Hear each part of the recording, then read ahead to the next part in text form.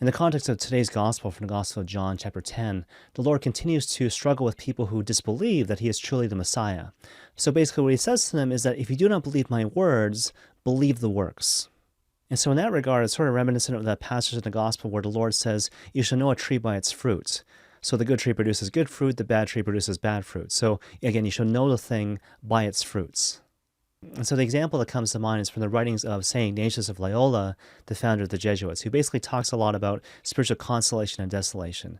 Spiritual consolation basically defined as happy, uplifting movements of the heart, which directly affect our life of faith and our relationship with God. Whereas in contrast, spiritual desolation is roughly defined as a certain heaviness of heart, which unduly affects, again, our life of faith and our relationship to Christ.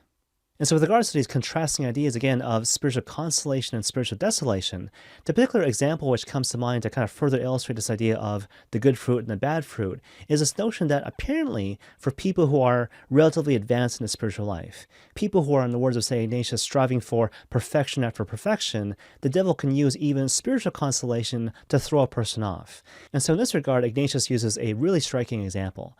And so he says basically that when spiritual consolation comes to you like a drop of water on a rock, that is from the devil. It comes with a certain sense of agitation, if you will. Whereas in contrast, a spiritual consolation comes to us like a drop of water on a sponge. You can rest assured that for sure is from the Lord. And you see, in a certain sense, the reason I bring this up is to basically suggest to you that the way that God typically speaks to us, the way that a good shepherd typically speaks to his sheep, is not through agitation, haste, or violence, but rather in this atmosphere of patience and gentleness, because the Lord alone is meek and humble of heart.